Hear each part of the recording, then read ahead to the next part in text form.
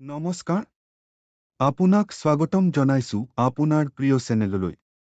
অসমৰ হৃদয়ত সদায় জিলিকি থকা কণ্ঠ জুবিন গাৰ্গ। তেখেতৰ জনপ্ৰিয়তাৰ আঁৰত লুকাই আছে বহু অচিনাকি কাহিনী। আহক আজি আমি জানো জুবিন দাৰ বিষয়ে তা বিস্ময়কৰ তথ্য।